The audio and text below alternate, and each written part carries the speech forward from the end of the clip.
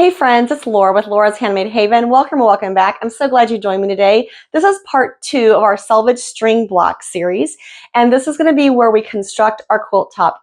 I've created 6 of my selvage string blocks, and I know you only see 4 on the board, but I'll explain in a moment. We're going to be constructing our quilt top today. So what I've decided to do is I'm going to make one great big star, and I'm going to make this quilt into about a 45 to 50 inch throw size, and I'm going to have my 8 half square triangles for my star points, my 4 solid corners, and then an outside border. Now those other 2 selvage blocks will come into play without outside border. I can't wait to show you what I'm going to be doing with this. So without further ado, let's head on over to the sewing machine and I'll show you what I'm going to do first for those half square triangles. When I started thinking about how to develop this project into a quilt top, I thought, I really want to remain true to my selvages. So in order to do that, I'm going to incorporate that into my half square triangles as well for my star points.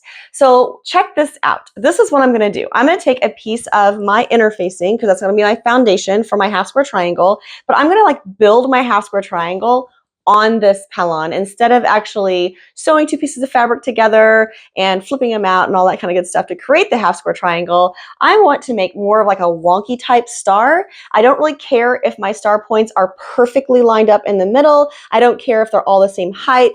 I want them to be a little playful and fun and a little true to that selvage feel that I'm going for. So what I've done is I have kept the red fabric selvages, and I also found another piece of the grunge in my stash. It's a leftover to another scrap, and it is about, I don't know, 6 or 8 inches wide, not big enough to make half square triangles out of, but it can definitely be part of my star points in that half square triangle. And then I also have another piece of grunge fabric, and this is going to be the background for my squares.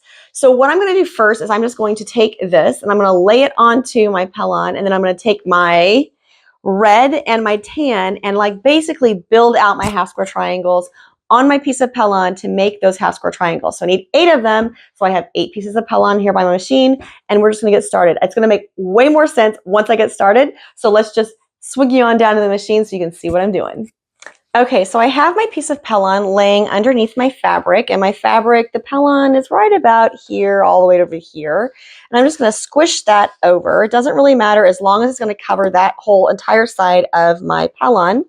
And then I'm going to take the red strip and I'm going to run it right along that edge of the, let's call it gray. Yeah, that sounds like a good idea. When I get to the end of this red strip, oh my goodness, there's so much of this. It's wonderful and horrible at the same time. Now, again, I don't really care if my star points are perfectly half square triangles. I want them to be playful and fun. So I'm just going to build them the way I want. And then I'll add this onto this on top of the red. And so all of my stars will have this little red inset here. So the first thing I'm going to do is just take this and sew down this selvage edge, just like we did our selvage blocks.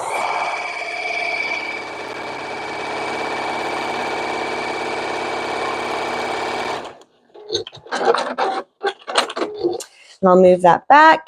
And then we'll do the same thing with the tan. Now, again, it's going to be a little different each time, and that is the whole design that I'm going for. So if this is a different distance on each one of my half square triangles, that's exactly what I'm going for. If it's the same, then that's just a happy accident.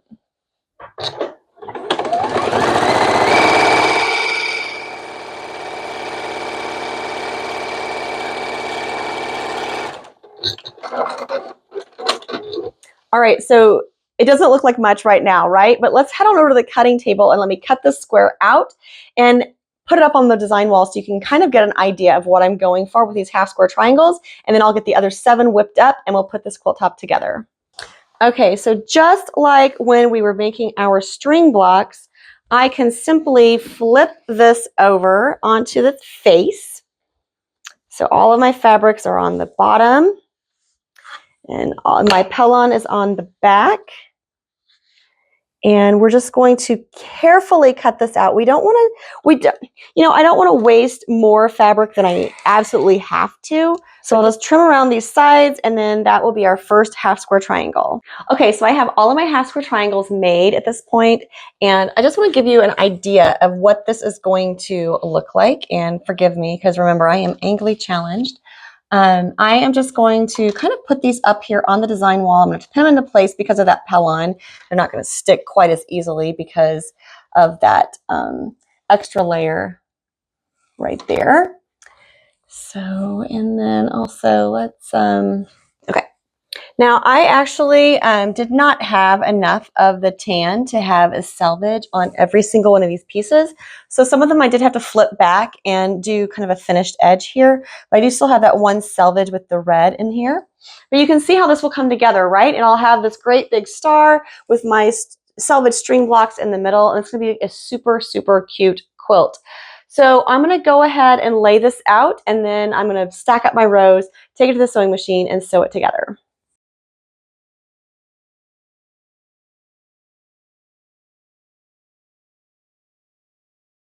Now, as you can see, my half square triangles are not perfect. I didn't want them perfect. I wanted it to be more playful, more organic, more just kind of fun, right? So what I'm going to do now is I'm just going to take one row off of the design wall, stack it up, and I'm going to take it over to the sewing machine, sew it together, and we'll work our way down the quilt top. I have my first two rows together. One thing I didn't mention to you, and which is very important, is that when I started putting my half square triangles together, I noticed that some of my pellon wasn't exactly 10 inches square. And that's going to be a problem when you go to piece your piece. And that's going to be a problem when you start piecing your quilt top together. So what I actually ended up doing was I trimmed everything down to 9.5 inches because I knew that all of my squares were at least 9.5 inches. So everything that's up here is 9.5, which means it's going to finish at a 9-inch. Each one of these pieces will finish at 9 inches, which means I'll have 36 inches across here, not the intended 40, but that's okay because, I'm still going to add a border around this. And I was going for a small child size or baby size quilt. So it's still going to be within that range, and I'm still going to be very happy with it. And again, I've used up all my scraps and some leftovers from other projects, and this is going to be super cute, and it was super easy to put together. So I have put the first two rows together. They're not sewn together, but each row is sewn together individually. I thought you might want to know why I'm taking one row down at a time and how I take those over to my machine to make sure I don't get messed up, and why I would want to go back and forth, back and forth, back and forth all the time. So let's get this row down, and then we'll head over to the machine and we'll talk through all of that. Now, when I took this row off the board, I stacked them in order. So left to right. So 1, 2, 3, 4 is in my stack 1, 2, 3, 4. So we'll head over to the machine and sew those together. Now this is just a straight stitch on my machine, nothing fancy here. Do you have an extra little string there? Let me get that off of there. Okay. So I know this is my left-hand side, and this block comes next. So I know it goes just like that. So I can flip these over. These two will go through the machine first. And yes, I'm leaving the pellon on the back of these blocks. That's what you do. Now, you might be wondering why I'd want to keep getting up and going back and coming back to the machine, back and forth, back and forth, back and forth. Well, I have noticed that if I don't make myself get up from the machine, that I will sit here and sew for an hour or more at a time.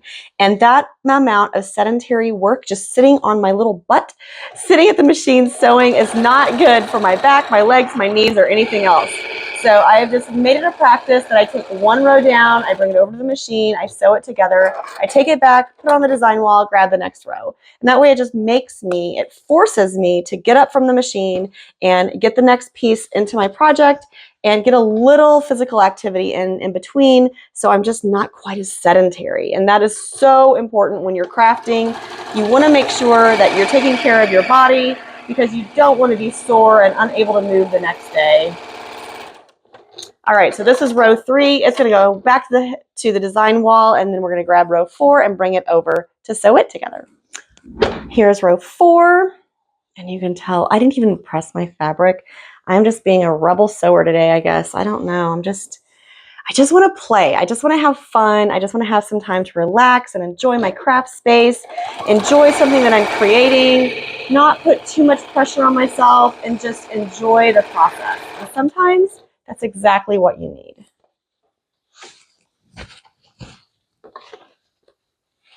Now our corner squares do not have the pellon attached to them, and that is by design.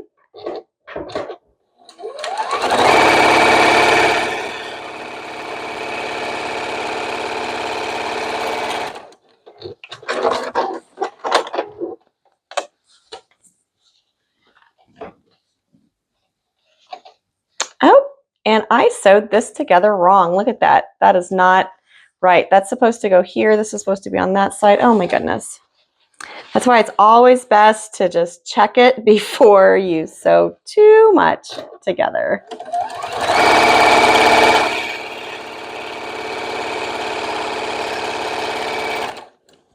I want to know how many of you caught that. Were any of you out there saying, oh no, she's going to sew that row together? Is she going to catch it? I caught it. Some days I don't. Some days I get the whole quilt top together, and in the middle of it, there's something wrong, and I'm like, oh man. And then you have to sit there and decide, is it noticeable? Is it not? Okay, so this is row 4 of the quilt. I'm actually going to build from bottom up. So I'm just going to go grab row 3 and I'll bring it over to row 4. All right, so we have row 4 on the bottom, row 3 is on top. We're just going to put these rows together and nest our seams where those junctions are between our blocks, and we'll be able to go lickety-split down the row.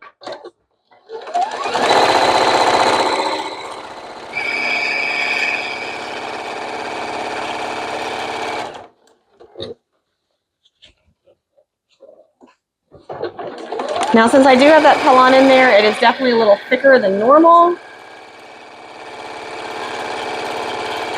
Make sure you have a good needle in your machine. I do use like the Schmetz Microtech needles for most of the time. I do sometimes put a universal needle in there. To be quite honest, I'm not really sure which one is in there right now. I know I did some sewing for my husband. I put a zipper in one of his jackets, and I know I put a universal needle in for that project. I don't remember if I switched it back out or not. To be quite honest, both of those needles are perfectly fine, so whichever one is in there, it's fine with me.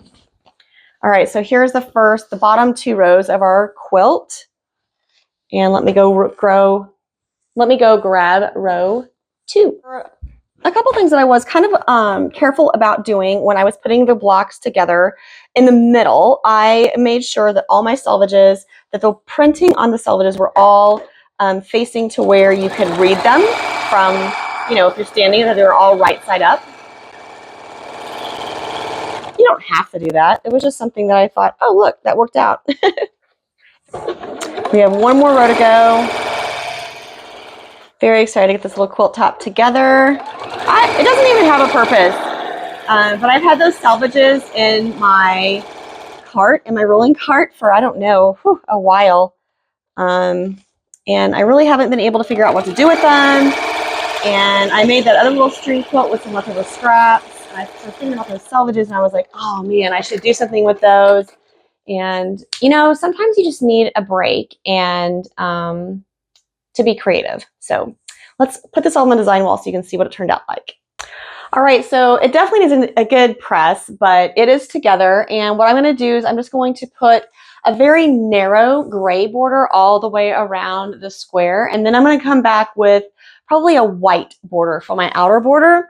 But in that outer border, I'm going to take those last 2 selvage string blocks that I have. That outer border is going to be 5 inches. So these are hopefully 9 or 10-inch squares. If they're not, I'll adjust my outer border so they are, you know, the right size to get 4 squares out of each one. And then what I'll do is I'll put 1 at each corner and then 1 at each center. So I'll have 8 little string blocks out in that outside border to kind of tie it all together, to tie it back in with that center, and to use up my 2 string selvage blocks that I've created. So that's kind of the idea, the thought process, and the vision of this quilt. I hope that this gives you another idea of what to do with string blocks, possibly what to do with some selvage string blocks. I hope if nothing else, this video has inspired you just to grab some things in your craft room that you haven't been using, or that you have like set aside time and time again, maybe some scraps that are left over from other projects, and think about, how can I be creative? How can I use this? what can I make with this, and just allow yourself to play. Give yourself that freedom and that liberty to just be creative and bring back some joy into what you're doing. Until next time, I really do hope that you find joy in all you do, carve out some time for crafting and creating, and remember, it's always better when you make stuff up.